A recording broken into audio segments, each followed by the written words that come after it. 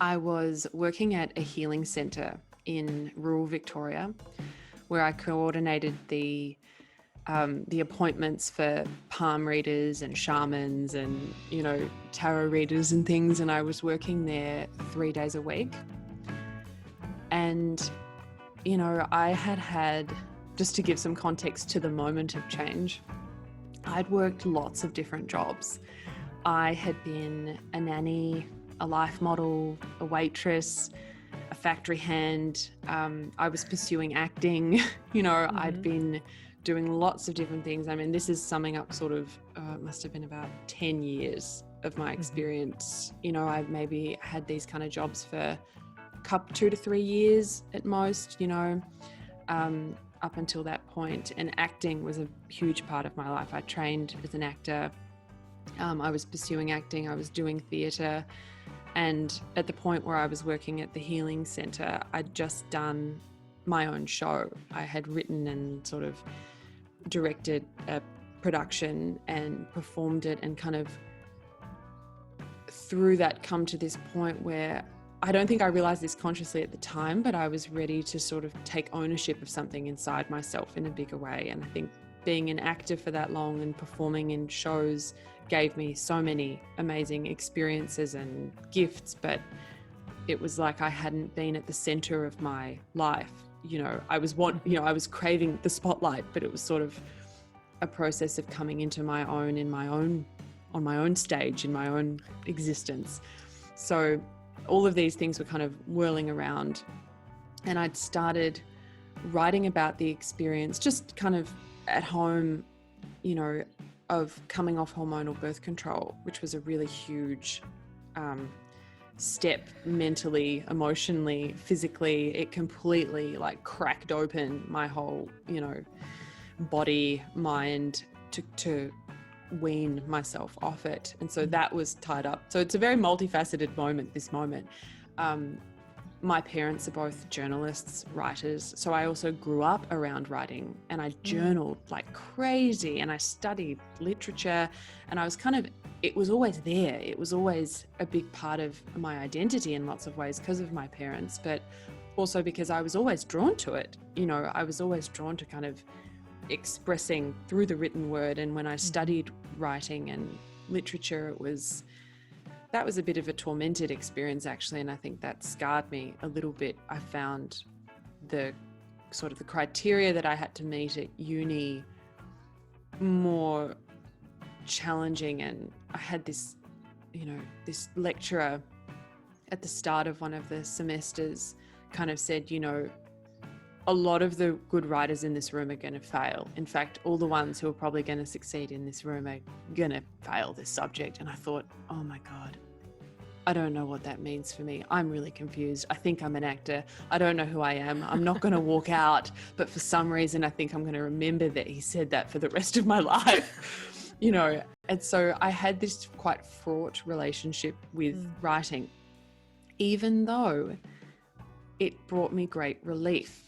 It was a source of ease and comfort and a part of myself that was soft. And I was so identified with pushing and trying all these different jobs and going for roles in plays and, storming onto the stage and being, the actor. I was the actor. Surely I'm the actor.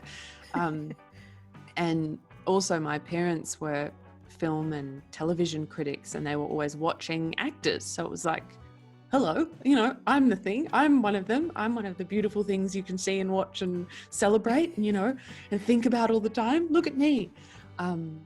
So it was at this point, though, at the healing centre, that I would work on the desk and coordinate these appointments. And they had oracle cards and crystals and all sorts of things in the shop.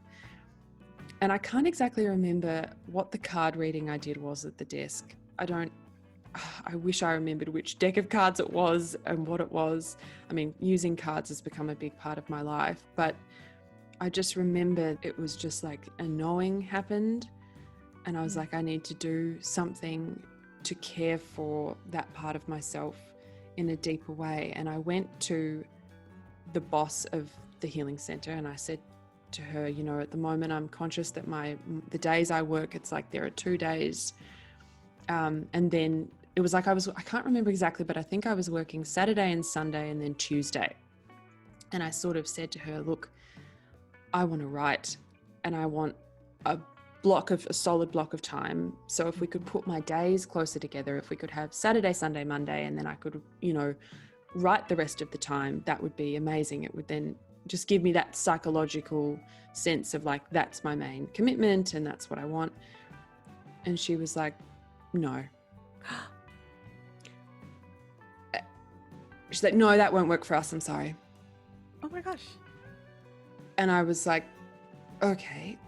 And I thought for a minute, and I think I talked to my partner and I was like, I quit then. And I kind of found myself quitting for it. And she was like, what? We hired you because I want to write. I need time to write. Like, that's why we hired you. And I was like, okay, well, that doesn't work for me though. The setup, if the days had just been together, psychologically I could have committed, you know, but you don't want that. And I then don't want to do this. And it was this, all of a sudden I was in this abyss.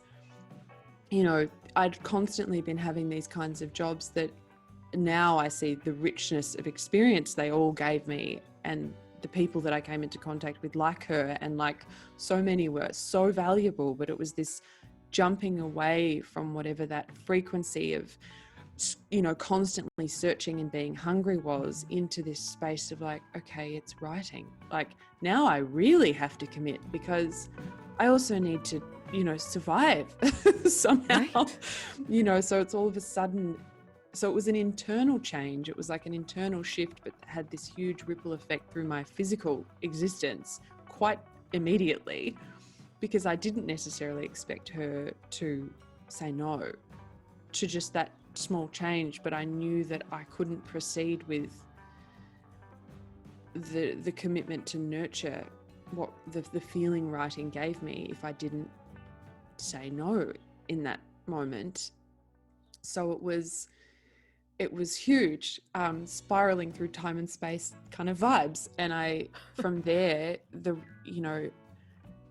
I explored different ways to write and to get paid, and it kind of became its own adventure and challenge and all sorts of stuff. But like, I fundamentally though, that sense of committing to the thing that had kind of been there all along, and that gave me a sense of greater softness and flow and ease, was a huge change for me. And technically now that was 5 years ago, you know, and I've been in the way of that part of myself, in, you know, with challenges and through varying chapters and stages and guises and whatever, but like, I've essentially been in the way of those lessons and that adventure ever since. So it was such a powerful sort of moment.